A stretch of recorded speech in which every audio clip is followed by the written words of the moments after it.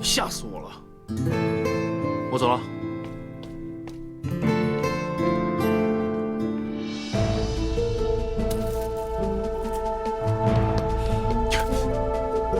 那我告诉你啊，别瞎猜，这是烟草，还给我！给我！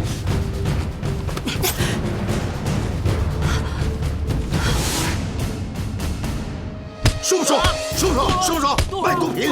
卖毒品！说不说？说不说？全王，全王，好像有人说话呀！我说，是不是有话说？我说，一哥，我是被逼的，是棺材逼我在你的厂子里卖毒品。棺材叫你卖就卖，叫你死不去死。是我好赌，是我欠了10几万的债。原来那个厂子是棺材当庄家，我没钱还，所以才被迫在这里卖毒品啊！卖给谁啊？怎么卖啊？那些人我也不认识，但是他们在卖之前会把货先给我，之后有一些毒贩会在这儿假装喝东西，然后我就偷偷的把货拿给他们，他们会在这里等买家去抽烟的时候把毒品拿去交收。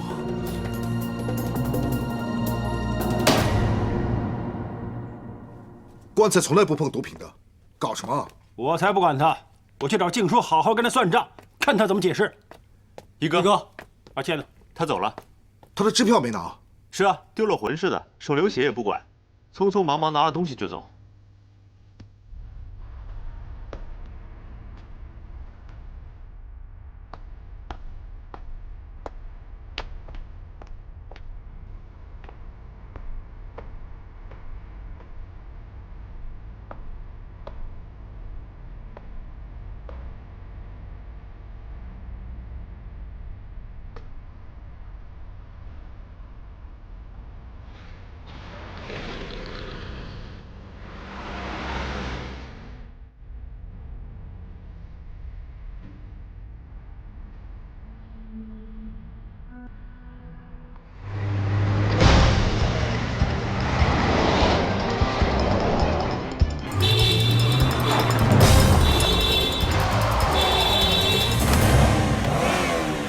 你活腻了？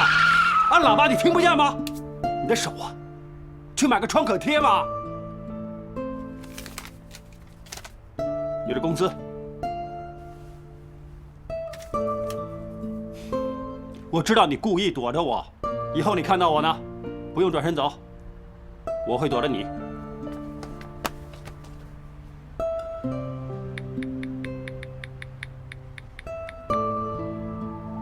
你老实跟我说，到底你喜不喜欢我？不知道你说什么。为什么你要对我那么好？我没有。你有。就算真的有，也因为你是肥仔富的妹妹。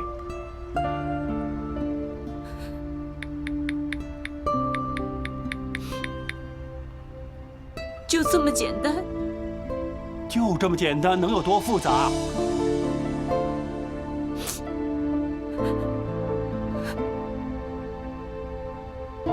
我看不懂你的手语啊！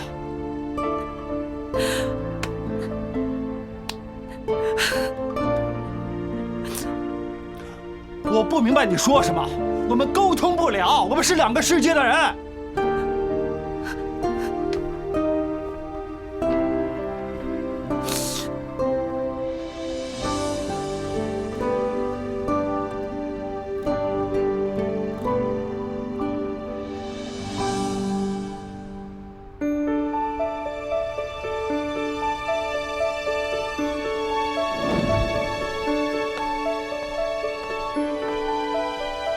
小妹妹，有好东西看呢。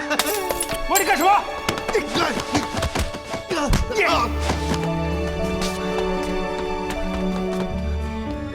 没事了，以后有什么事呢，记得找我。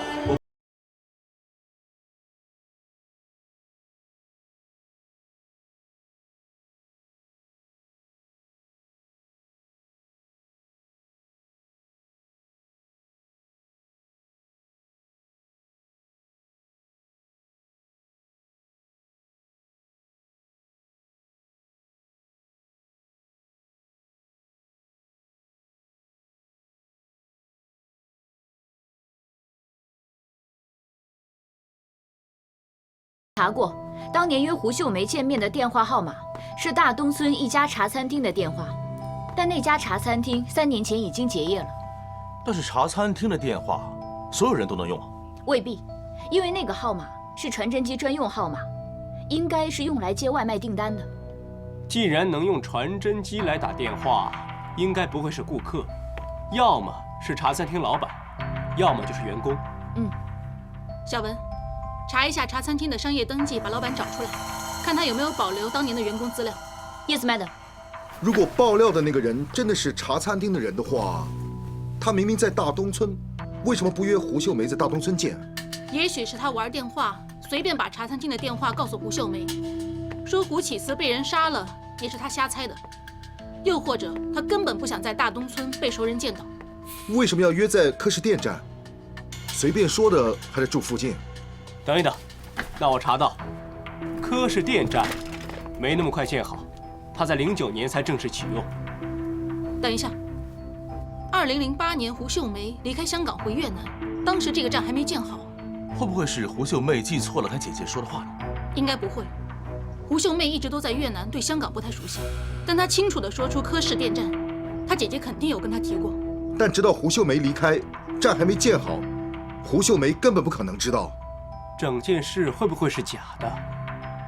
但是什么人有动机编这个故事呢？胡秀妹说她姐姐打的号码是传真机的声音，这件事一定发生过。哪里出问题了？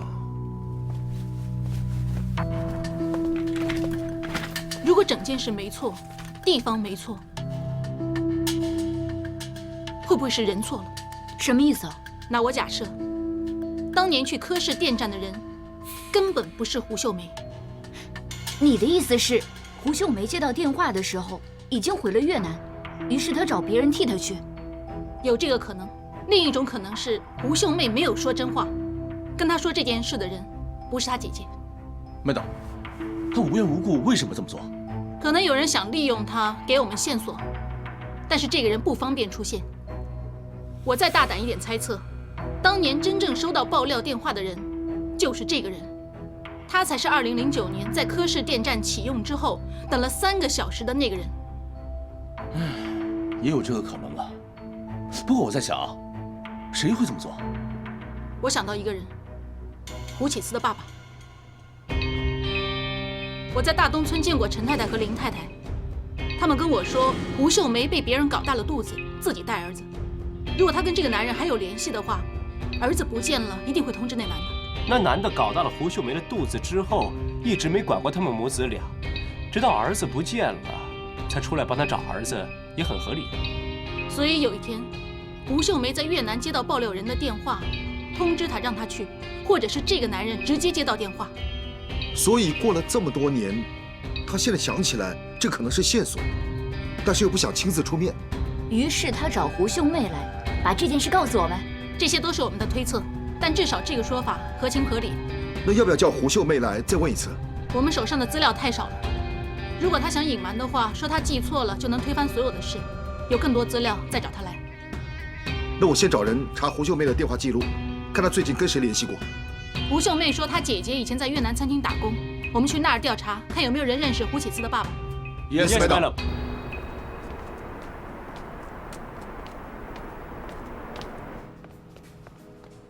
两位，坐那边。我是九龙溪重案组督察阮丽锦，我们想找老板。啊，我是。请问你认不认识叫胡秀梅的女士？她10年前在这里打工。10年前，胡秀梅哦，是不是梅姐？她是越南。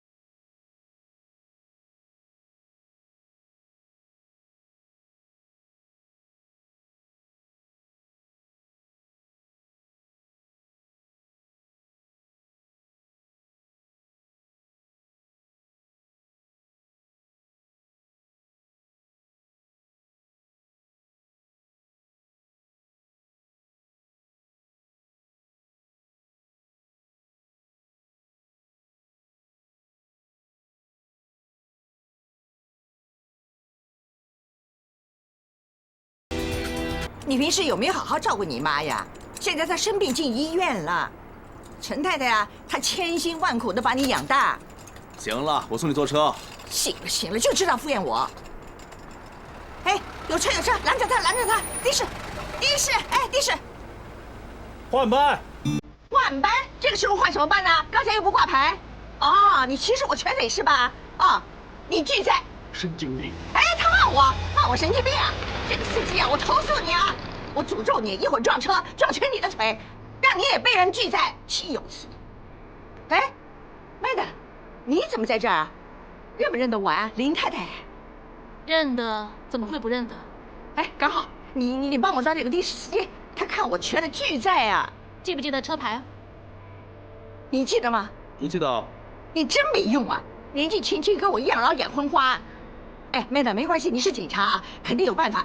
要不你叫那些交通警察抓他。林太太，虽然我是警察，但不是什么都跟我有关。要不这样，你不记得车牌没关系，我会联系同僚交给交通部，他们就会联系你录口供。有需要的话，你要上庭作证。啊？这么麻烦啊？哎，我瘸了还要我折腾呢？哎呀，浪费我时间。他现在是不是拒载？如果他真的犯了法的话，你有责任举报他的，不然会有更多这样的司机。妹子，你对，好，你到时候告诉我，我跟你们合作抓他啊。好，上次你把号码给我了，我再联系你。好，谢谢你啊。喂，拦车呀，晒死我了。现在是换班时间，我送你吧。那我不客气了，谢谢啊。不用你了，回去看你妈吧，去。哦，好，谢谢你啊。麻烦你啊，妹子。哎，车在哪儿？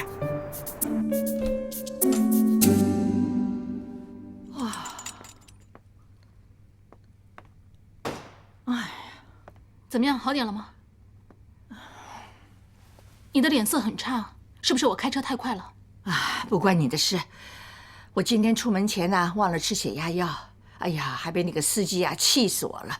没事的，没事。你佣人在哪儿啊？上次他跟你在一起的。啊，他放假。这样，那药呢？我帮你拿。在那儿啊。来，水。啊，谢谢啊。怎么样，好点了吗？哎呀，我吃了药休息一下就行了，放心吧。哎，你有没有家里人？我叫他们回来照顾你吧。哎呀，不要，我儿子很忙的，别烦他了啊。真的不用？不用了，休息一下就行了。你回去吧，不妨碍你了啊。那你自己小心一点。知道了。哦，他就是我儿子，是个会计师。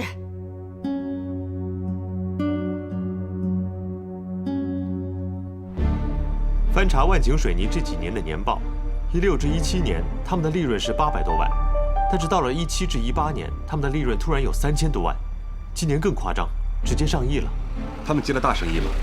他们对外公布说，在印尼接了几个大型基建项目，但这些钱从哪儿来、去哪儿了，完全不清楚，所以我觉得有点奇怪。Sam，刚才我跟同行吃饭，听到些事。什么事？Rich 说找过曹博胜和其他的大行，因为人手不够拒绝了他。但是同行说那几家大行看了万景水泥的账，觉得有问题，万景水泥又解释不清，所以那些大行才拒绝了。我和 David 也在研究，他们的账好像是有问题。那要不要找久安谈？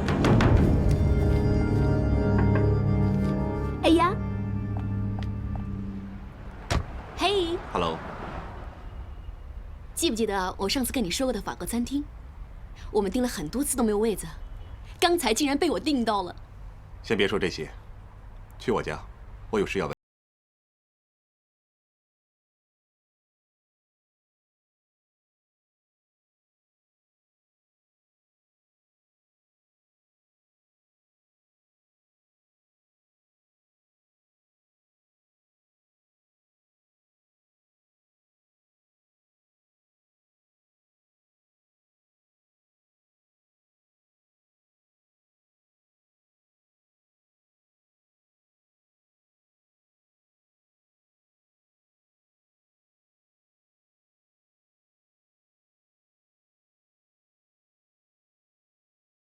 他们做的年报也是专业的，你为什么不能相信其他人呢？那你能不能相信我？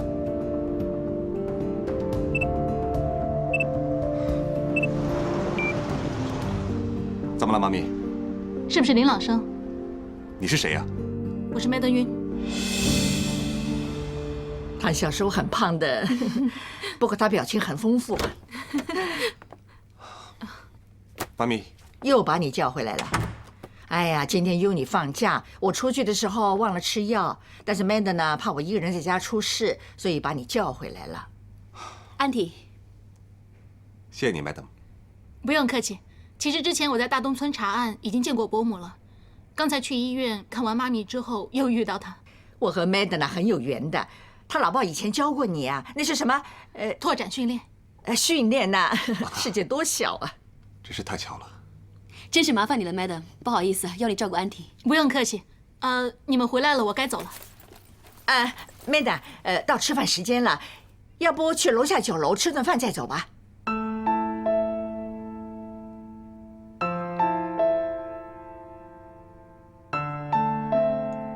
你是不是嫌那家酒楼太差？没空吃也好，不喜欢吃也行，没关系啊，随便你，不用客气。安迪，其实我真的很忙，你儿子也一样很忙，所以你别动不动就打给他，不然的话，他真的会扔下公司所有的事，马上回来找你的。九恩，别这样跟我妈说话。Are you serious？ 又是我错，为什么每次都是我错？现在你妈咪针对我，你站在我这边一次，帮我一次行不行啊？我们回去再说好吗 ？No， 我们在这里说清楚。我知道你疼你妈咪，我明白。是不是你妈咪每次不讲理的时候，你都要袒护她呀？是啊，因为她是我妈咪，就算她错我也要帮她。为什么？好了，别再吵了，是我不对，好不好？你们别再吵了。妈咪别生气，让我说，我还有事要问她。要不我推伯母进去休息？哎，懒得理你们。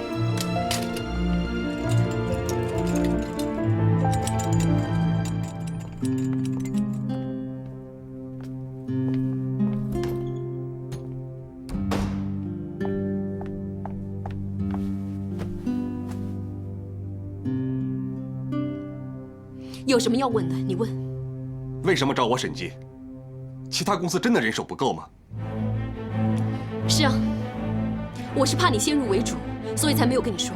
你这么做是害我，你想逼我签名啊？我怎么逼你啊？我又没有拿枪指着你，我只是给你一份工作，有什么不对？因为万景水泥夸大业绩，他提高市盈率为了什么？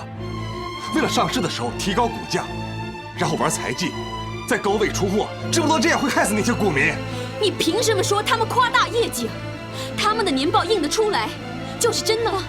你有什么资格说他们只是圈钱呢？因为我查得很清楚，你们那些所谓投资方，全部都是跟瑞士有关的公司，摆明是串通好了。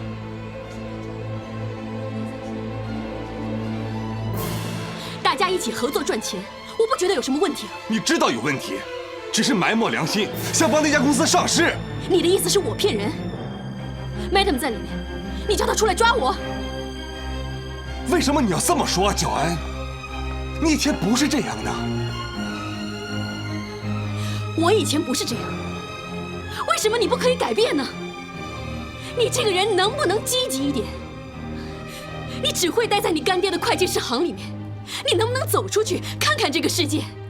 你做人能不能上进一点？我真的不想像你这样停在原地。我叫你拿钱去买房投资，你说负债比例太高不买。你知不知道2个星期那房子涨了多少？是你半年的工资啊！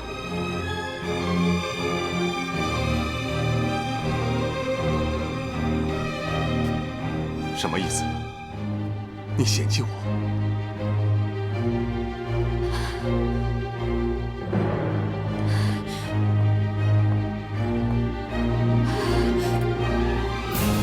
我想，我们需要冷静一下。你想清楚我说的话。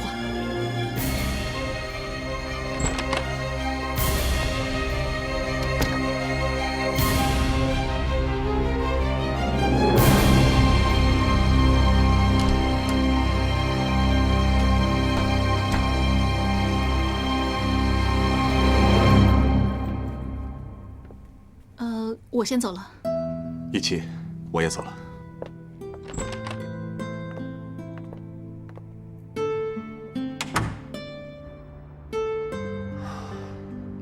不好意思，打扰了你一晚上，你还送我妈回家。别这么说。其实如果你想，可以去哄哄她。我一事无成，又不上进，还盲目护着我妈，怎么哄？上不上进我不知道，至少护着你妈咪没有错。你认识我妈咪吗？她多不讲理，你知道吗？认识你妈咪超过2分钟的人都知道。那你还支持我？其实我妈咪有先天心脏病，她生我的时候风险很大。虽然最后很幸运没事，但是对于我来说，她冒着生命危险把我生下来，我觉得她很伟大。所以我明白，如果我们交换妈咪的话，我也会跟你一样。可惜皎妍她不是这么想。婆媳关系一直都很难处理啊。我真的考虑过跟皎妍结婚，所以供完我妈这套房子，我就存钱又买了一套，以为他们不用经常见面就不会吵架，没想到不常见也像仇人。人是会变的，可能他们以后会接受对方呢。本来我也这么想，但最后发现根本是自欺欺人。我经常跟自己说，安安分分的工作，一定要存点钱，能买车买房子。他想买什么衣服，随时去买，不用看价钱，那他就会满足。结果我想错了，他想买的衣服牌子不是我想的。我跟他的目标，跟他想要的全部都不一样。我觉得你们最不同的是，你们做人的原则。原则这方面没办法互相迁就退让的。如果让你做一些违背原则的事，你自己也会不安心啊。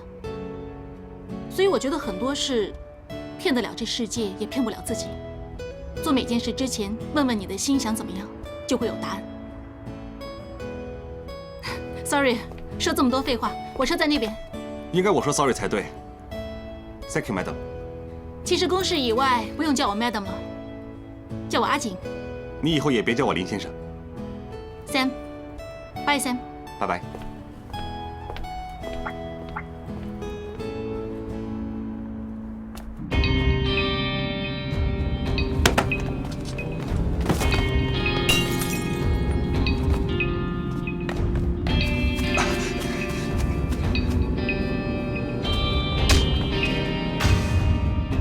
账本在这里，麻烦你帮我尽快做好。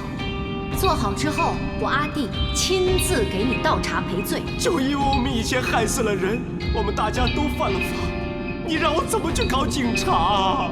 你这个人能不能积极一点？你只会待在你干爹的会计师行里面，你能不能走出去看看这个世界？我真的不想像你这样停在原地。